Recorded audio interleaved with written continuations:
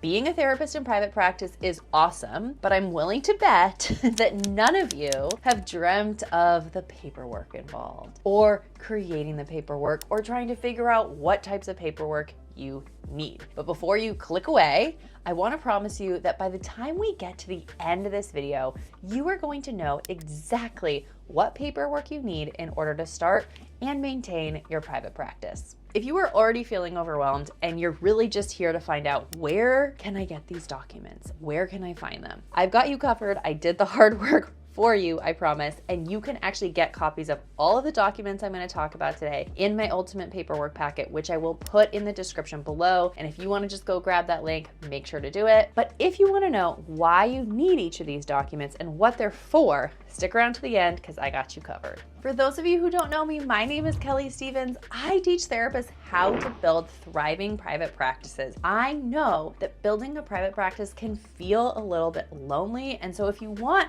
just a coach and a mentor along the way teaching you how to build a practice, somebody who's been through the trenches, make sure to hit that subscribe button because I post videos every single week helping you to build a successful practice. The very first document we're going to talk about is your informed consent. This is a super important document, but before we get into it, I want to put a disclaimer out there. There are a lot of private practice coaches and therapists out there that will say they sell a lawyer-reviewed paperwork packet. I want you to know that's a marketing term. There is no such thing as that. No matter where you get a paperwork packet from, whether it's your electronic health record, whether it's from your board of behavioral sciences, whether it's from a professional organization in your state, whether it's from me, wherever it is, you need to make sure that the paperwork packet that you use follows the rules and regulations of your state and your licensing board. It's really important because there's a lot of people out there that will tell you, oh, my attorney reviewed it, you don't need to review it.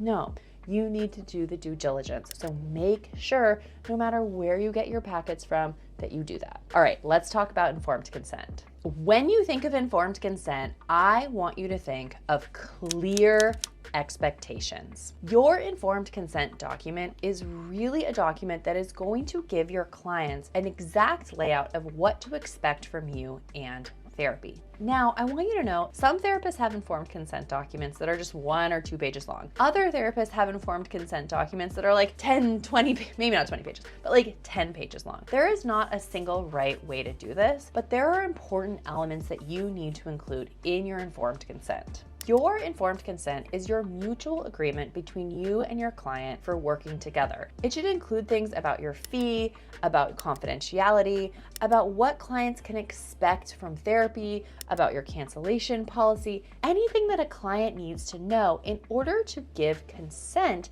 to be in therapy with you. This is a legally required document and you need it, and it's important to take the time to really get clear on what policies are important for you to have in your individual private practice. One thing many therapists like to include are some of the risks and benefits of therapy, or what people's expectations can be of therapy. Sometimes clients come in with big expectations of what therapy can do, and an informed consent document can give them realistic expectations of what a therapeutic relationship is like. If you are a therapist and you are already using an informed consent form, I would love to know in the comments below what expectations and rules and guidelines that you put into your informed consent document. Let's brainstorm a list in the comments because it's always good to get input on what other therapists are using. This second document that you absolutely need is a notice of privacy practices. This is your privacy promise to your clients. This is telling them how you are going to protect their rights under HIPAA.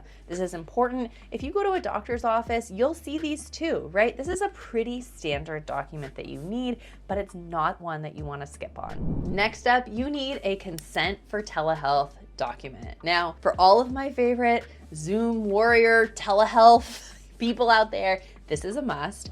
I personally really like to have this document separate from my informed consent because I don't always do therapy on telehealth. Sometimes I see clients in the office and other clients I only see on telehealth. So I like to have these documents separate so that I can only use the telehealth document if I really need it. But this type of consent form basically talks about the risks and expectations that somebody can expect when being in a telehealth appointment. This is going to go over things like what happens if you lose your internet connection, what happens if they're sitting in a public place and other people can hear them.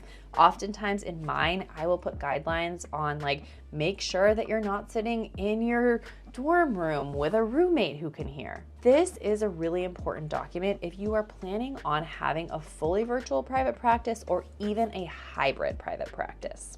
This document is really meant to help clients understand how telehealth works and why telehealth is a very specific type of therapy. Many states require that this is a separate document from your informed consent. And one thing that I'm really curious about, I'm filming this video right now as a hybrid therapist, but I know a lot more therapists are going to fully virtual models. So tell me in the comments, are you fully virtual? Are you liking it? Are you hybrid? Are you in office? I'd really love to know. I'm super curious for my own knowledge. Next up, you are going to need your intake questionnaires. Some therapists are going to call these biopsychosocial assessments. Some therapists are going to have intake questionnaires for teens, intake questionnaires for adults, for couples. But at the root of it, you need intake questionnaires so you can get to know your client. I personally love having very extensive questionnaires when it comes to doing intake. I like to know a lot of information ahead of time. I personally use the client portal system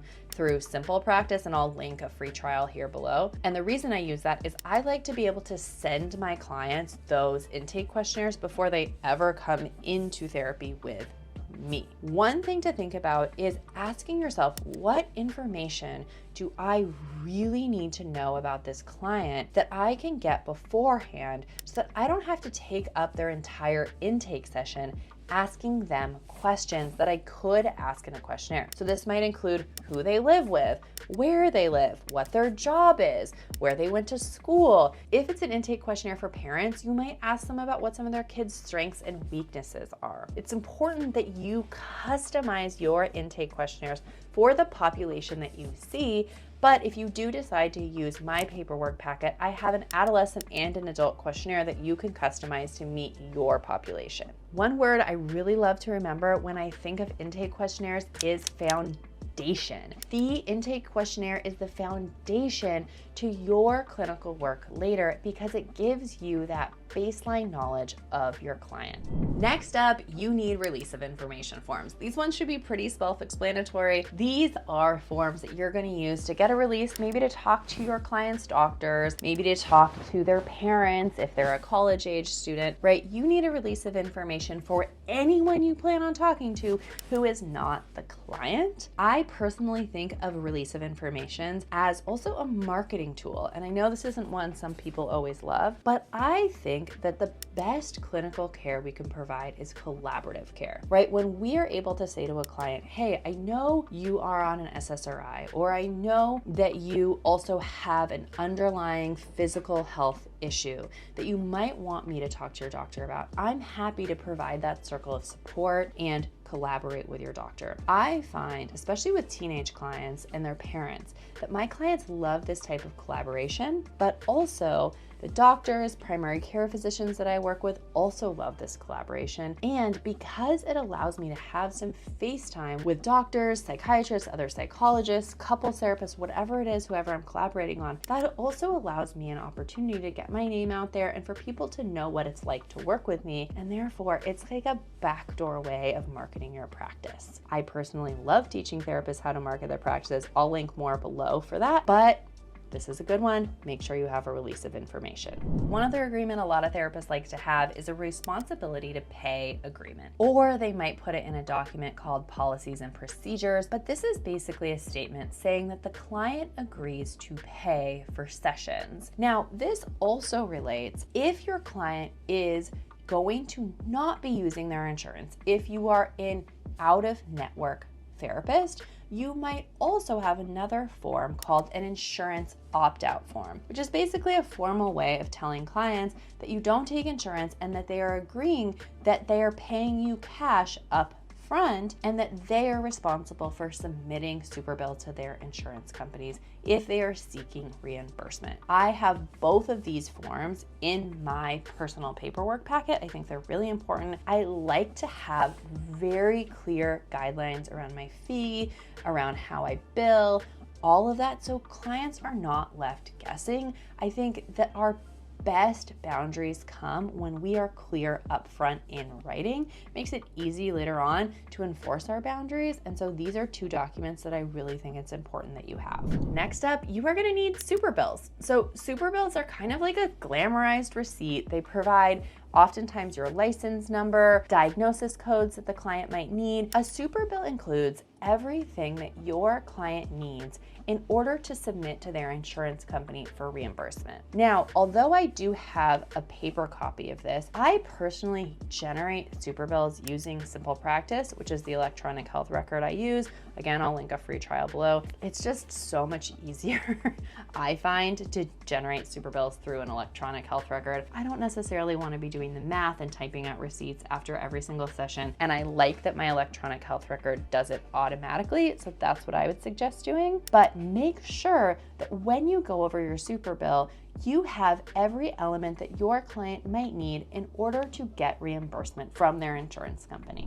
Now, thanks to the No Surprises Act that happened a couple years ago, you now need something called a good faith estimate. Now, a good faith estimate can be a little bit confusing, and I have an actual full guide on what the good faith estimate is that walks you through step by step. I'll link that below, and I'm also going to make a full video on the good faith estimate. But what you need to know for right now, the good faith estimate is required by law for self-pay clients, and it essentially gives clients an expectation of what they can expect to pay for therapy. It's often an estimate, right? It doesn't have to be exact. Your good faith estimate gives clients a clear breakdown of how much they can expect to pay for therapy. Because of the No Surprises Act, this is now required by law. Again, I will link my whole guide on this. It is not as confusing as a lot of people made it seem when it first came out, I promise you. And this can be a really good thing because it helps our clients have realistic expectations around how much therapy does cost. That was your summary on the most important documents you need in order to start a private practice. Now, I want to let you know there are other documents. If you Google what documents you need to start a private practice, you might come up with a much more exhaustive list. But I wanted to give you today the down and dirty list of exactly what you need that you cannot skimp on. And if you have questions, just put them in the comments. I answer my questions all the time. Make sure to like and subscribe. Stick around. We talk all about private practice here on this channel, and I am so excited you're here. See you next time.